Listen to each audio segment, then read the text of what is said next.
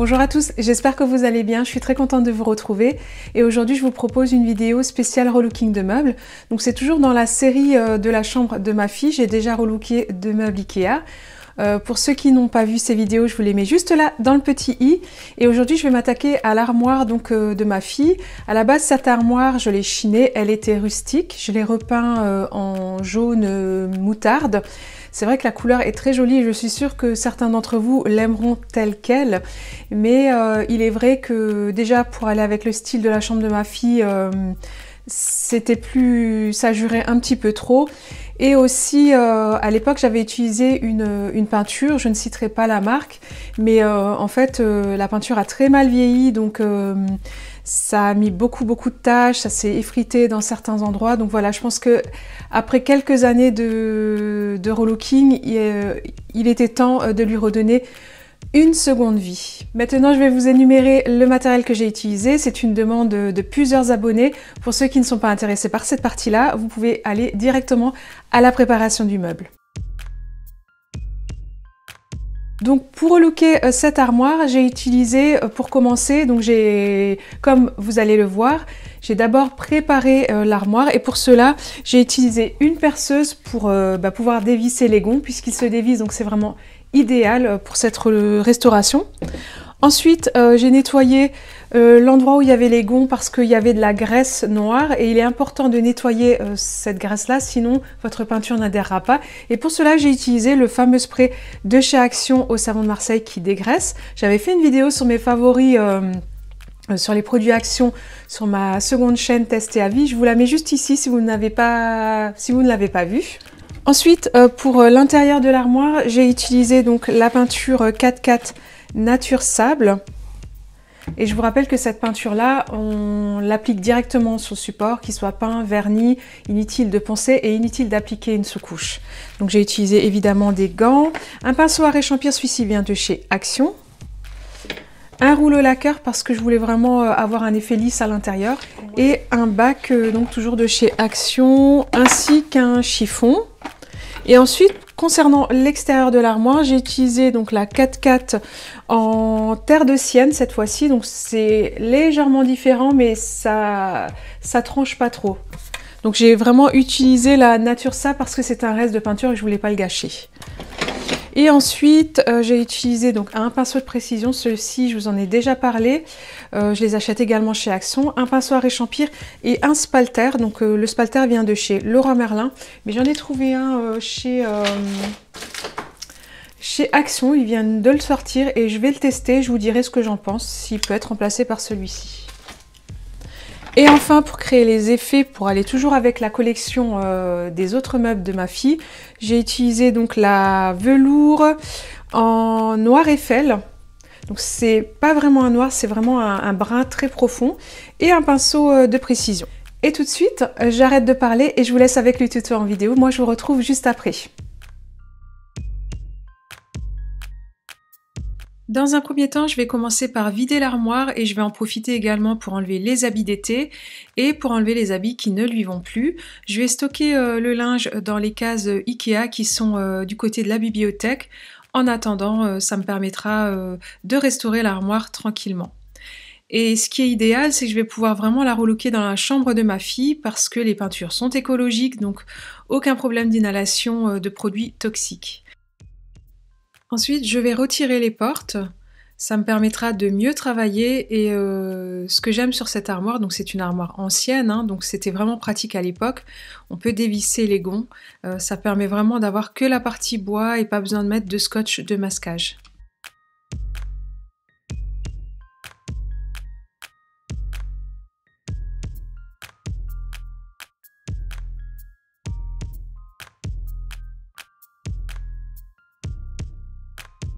Je retire ensuite la penderie, je vais bien dépoussiérer l'intérieur de l'armoire puisque c'est par l'intérieur que je vais commencer. Et on passe à la mise en peinture. Je vais utiliser la peinture 4x4 en couleur Nature Sable. Donc je vais commencer par dégager les angles avec un pinceau à réchampir et ensuite je passerai le rouleau lacqueur sur toutes les parties plates. Et je rappelle que cette peinture, vous pouvez l'appliquer directement sur le support sans avoir à poncer et pas besoin non plus de mettre de sous-couche.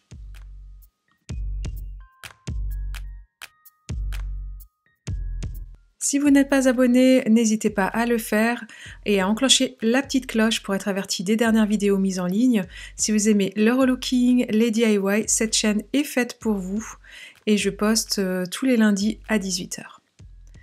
Allez, on continue sur la lancée de la peinture, j'ai pratiquement terminé. Je me sers du petit pinceau de précision qui vient de chez Action pour pouvoir faire les angles.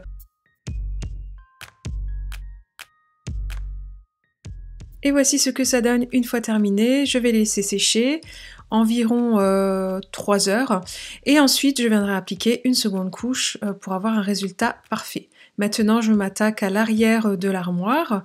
Évidemment c'est facultatif mais moi je préfère. Et vous pouvez voir à l'arrière que certains murs sont déjà blancs puisque nous sommes en train de remplacer le rose par du blanc. Et dès que la chambre sera terminée, je vous ferai un room tour voilà, pour les petites astuces. Je pense faire aussi quelques DIY que je partagerai bien évidemment avec vous. Et enfin, je termine par le dessus. Et là, j'ai toujours utilisé la même peinture, donc la 4x4 Nature Sable, pour l'intérieur, le dessus et l'arrière de l'armoire. Une fois que c'est terminé, je vais m'attaquer à l'extérieur. Donc pour cela, je vais dégraisser donc là où il y avait les gonds, il y avait de la graisse noire et c'est vraiment impératif si vous voulez que votre peinture tienne. Donc là, je vais prendre la peinture 4x4 en terre de sienne et je vais commencer avec le petit pinceau de précision pour passer dans les petites moulures là qui sont assez minutieuses. Ensuite, je prends mon pinceau à réchampir pour dégager tous les angles. Et enfin, je prends mon spalter pour pouvoir travailler toutes les surfaces plates pour donner du relief à ma peinture.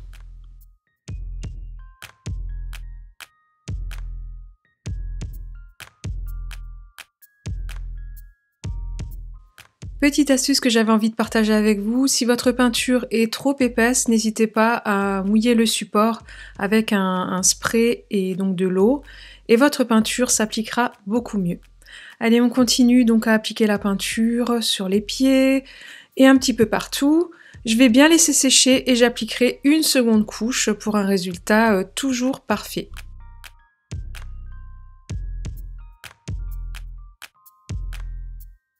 Par ici, j'avais collé une patère à l'époque que j'ai souhaité conserver et je ne vais même pas la peindre parce que je trouve qu'elle ira très bien avec la nouvelle couleur. Je vais juste contourner avec mon pinceau de précision tout autour et ensuite je finis par peindre le côté. Donc c'est vrai que ça c'est aussi une petite astuce, hein. Si vous avez une armoire comme ça ancienne, vous pouvez très bien accrocher une petite patère sur le côté. C'est parti pour les portes que j'ai descendues à l'atelier. Donc du coup je vais retirer les gonds et puis je vais appliquer donc mes 2 couches de peinture. Je vais bien laisser sécher entre 2 couches environ 3 heures et ensuite je vais laisser sécher on va dire 6 heures avant de les remettre en place. Vous avez pu voir que j'ai mis du scotch de masquage donc sur les parties serrure et donc j'ai mis une petite flèche pour me rappeler du sens de la porte.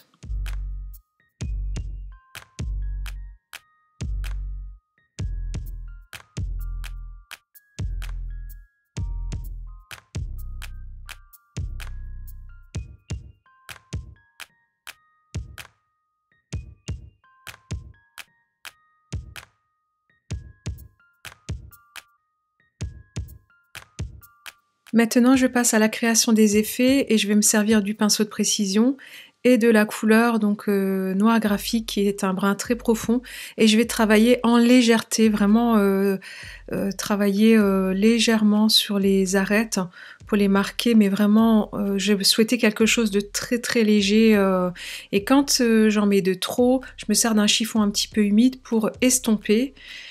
Et je vous rappelle que cette peinture, je n'ai pas besoin de mettre de vernis, donc c'est pour cela que je ne filme pas cette partie-là, puisque c'est une peinture qui se suffit à elle-même. Finalement, cette armoire a une belle histoire. Je l'ai récupérée, elle était rustique, donc je lui ai donné une seconde vie en la peignant en jaune, ce qui l'a complètement révélée. Et maintenant, elle a une 3e vie avec cette couleur qui lui donne beaucoup de cachet. Moi, j'aime beaucoup. J'ai hâte de vous montrer toute la chambre avec tout l'ensemble des meubles. Et là, je vous laisse découvrir le résultat de l'armoire en images.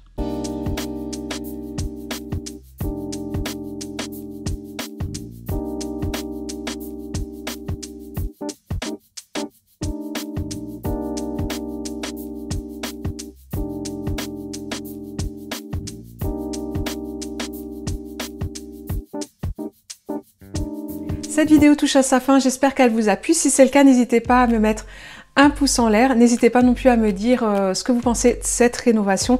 Je sais, je le répète, je pense que certains d'entre vous aimeront vraiment ce jaune. Et j'avoue que moi aussi, hein, j'ai eu ce coup de cœur à l'époque de ce jaune.